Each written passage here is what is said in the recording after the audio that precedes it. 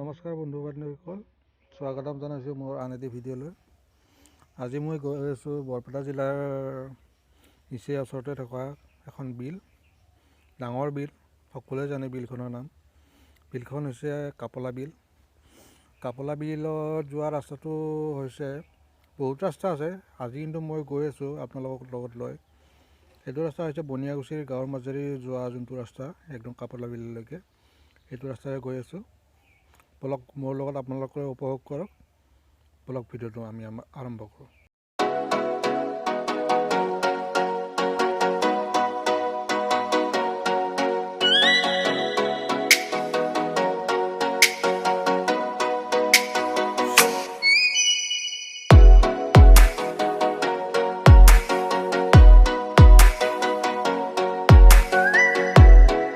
সন্মুখত এইটো দেখিছে যেনে কালবাৰটো যেতিয়া বাৰিষা হয়, বাৰিষাৰ সময়ত বহুত মাছ পোৱা যায়। ইয়াতে কালভাৰটোৰ ওপৰত উঠিয়ে বহুত মানুহে লগ হৈ পেলাই মাছ মাৰে, ডাঙৰ ডাঙৰ মাছ পোৱা যায় ইয়াতে।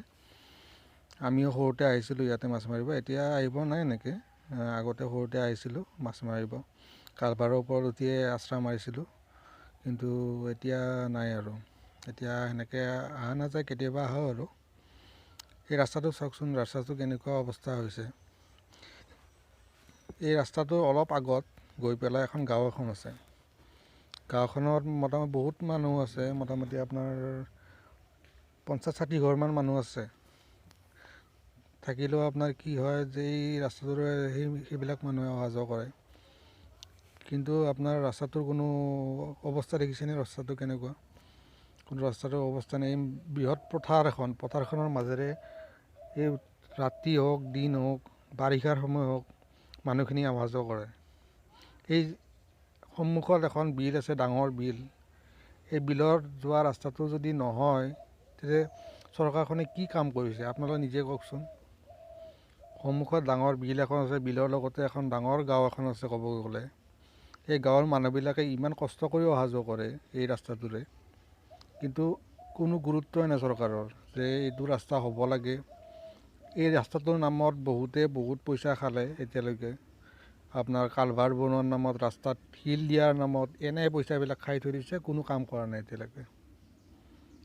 চৰকাৰক এটাই অনুৰোধ যে এই ৰাস্তাটো যাতে চৰকাৰে অতি সোনকালে বনাই দিয়ে, যাতে ওচৰৰ যিখন গাঁও আছে গাঁওখনৰ মানুহখিনি যে অহা যোৱা কৰাটো সুবিধা হয়, তাৰ কাৰণে চৰকাৰে অলপ গুৰুত্ব দিয়া উচিত। আৰু যিটো আমাৰ ইমান পুৰণি বিল এখন, গোটেই অসমত জানে সকলোৱে বিলখনৰ নাম কাপলা বিল। এই বিলখনৰ প্ৰাকৃতিক সৌন্দৰ্য ইমান ধুনীয়া, আহিলেই আহি থাকিবৰ মন যায়। এই বিলখনৰ প্ৰতি চৰকাৰে গুৰুত্ব দিয়ক। ইয়াৰ যিটো প্ৰাকৃতিক সৌন্দৰ্য আছে, সেই সৌন্দৰ্যটো যাতে প্ৰাকৃতিৰ বুকুত যাতে বিলীন হৈ নাযায়, তাৰ কাৰণে চৰকাৰে গুৰুত্ব দিয়ক। সেইটোৱে চৰকাৰৰ প্ৰতি মোৰ কাতৰ অনুৰোধ।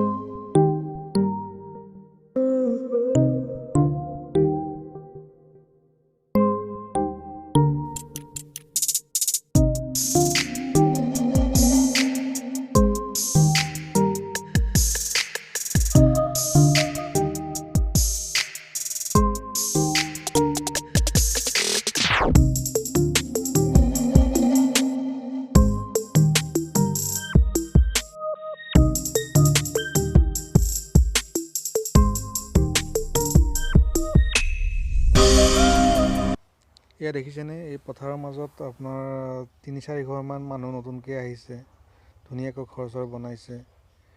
এই ঘৰ মানুহে কেনেকৈ অহা যোৱা কৰিব? ৰাস্তাটোৰ অৱস্থাই যদি এনেকুৱা হয়, আপোনাৰ বাৰিষা সময়ত আপোনাৰ ইয়াতে এক বুকু পানী হয়।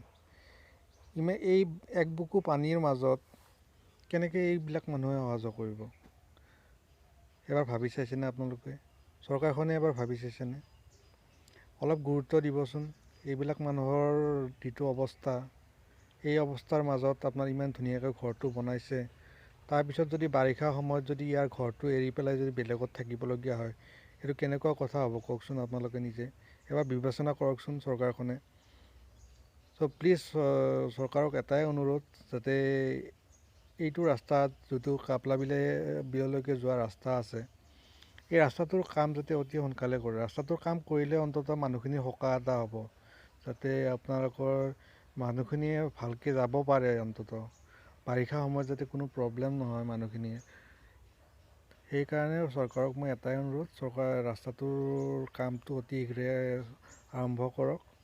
আৰু আগত যিখন গাঁও আছে, গাঁওখনৰ যাতে মানুহখিনিও যাতে এটা সকাহ পায়। ইমান বছৰে সৰুৰ পৰা দেখিছোঁ মানুহখিনিয়ে এনেকৈ নাও লৈ পেলাই খৰালি কালত এইটো ৰাস্তাৰে অহা যোৱা কৰে, বাৰিষা কালত আপোনাৰ নাও লৈ পেলাই অহা যোৱা কৰে।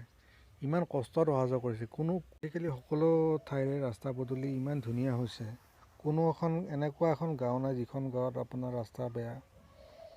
কিন্তু চৰকাৰে কিয় এইখন গাঁৱত গুৰুত্ব দিয়া নাই, বা ইমান ধুনীয়া এটা প্ৰাকৃতিক পৰিৱেশত থকা গাঁও এখন, লগতে বিল এখন আছে ওচৰতে, চৰকাৰে কিয় গুৰুত্ব দিয়া নাই সেইটো গম নাপাওঁ।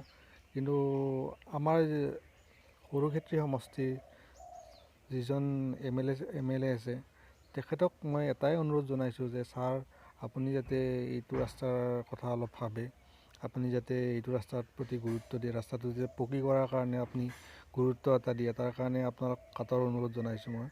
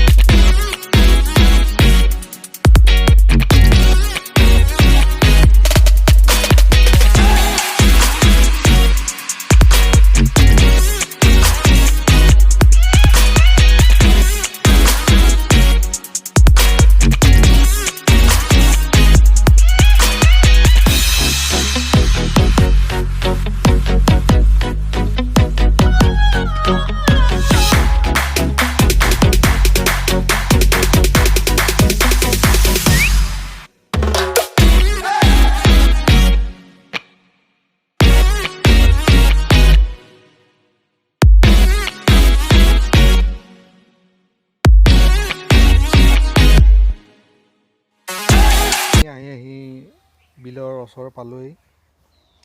বিলখনলৈকে এতিয়া নাযাওঁ বাৰু, এদিন আৰু এটা ব্লগ বনাম মই বিলখনৰ ওপৰত। আজি গধূলিও হ'ল, সেইকাৰণে বিললৈকে নাযাওঁ এতিয়া, অলপ আগতে বিলখন। চ' আপোনালোক ইয়াৰ পৰা মই বিলখন দেখাবলৈ চেষ্টা কৰিম। আপোনালোকৰ ইমান ধুনীয়া পৰিৱেশ দেখিছেনে, ইমান ধুনীয়া এটা পৰিৱেশ বিলখনৰ। আৰু এইটো ৰাস্তাৰে অলপ লেফ্ট হেণ্ড চাইডে আপুনি যিটো কালভাৰ দেখা পাইছে, কালভাৰৰ পৰা অলপ আগুৱাই গ'লে গাঁও এখন পায়। গাঁওখন হ'ল বিলেপাৰা গাঁও বুলি কয়, বিলৈপাৰা।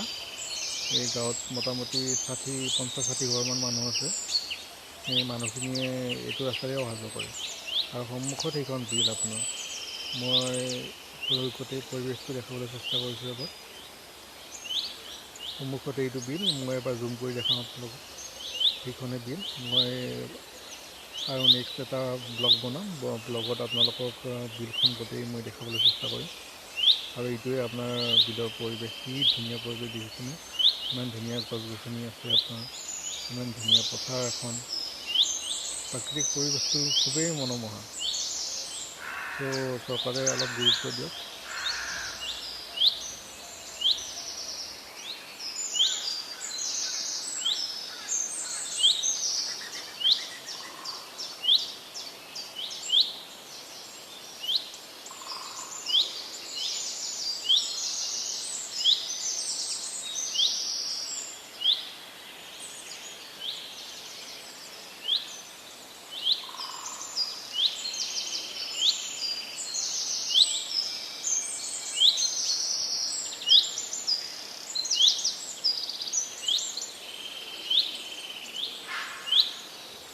আৰু এইটোৱে হৈছে এইটো ৰাস্তাৰে অলপ আগুৱাই গ'লে আপোনালোকে এখন ডাঙৰ গাঁও পাব। গাঁওখনৰ নাম হৈছে হিলৈপাৰা, আপোনালোক আগতে মই কৈছোঁ।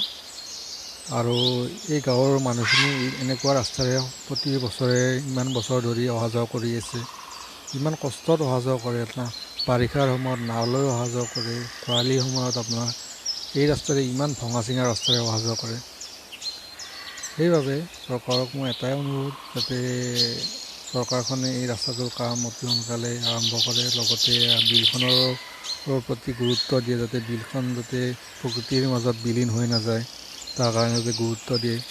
আৰু এই গাঁওখনৰ যিখিনি মানুহ আছে, মানুহখনৰ যাতে দুখ কষ্টবিলাক যাতে সমাপ্ত হয় আৰু ইমান যাতে দুখ কষ্ট কৰিব নালাগে তেখেতসকলে, তাৰ কাৰণে ৰাস্তাটোৰ কাম যাতে অতি শীঘ্ৰে চৰকাৰে আৰম্ভ কৰে, তাৰ কাৰণে মই কাতৰ অনুৰোধ জনাইছোঁ।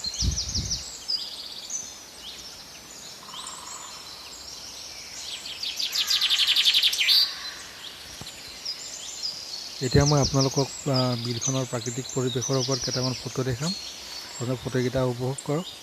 লগতে মোৰ চেনেলটো লাইক, শ্বেয়াৰ, ছাবস্ক্ৰাইব কৰিব। লগতে নতুন কোনোবা যদি মোৰ চেনেলটোত আহিছে, তেখেতসকলেও যাতে মোৰ চেনেলটো লাইক, শ্বেয়াৰ আৰু ছাবস্ক্ৰাইব কৰে। লগতে ঘণ্টা বাটনটো ক্লিক কৰিব, যাতে মোৰ আগলৈ আহিবলগীয়া ভিডিঅ'বিলাক আপোনালোকে চাব পাৰে।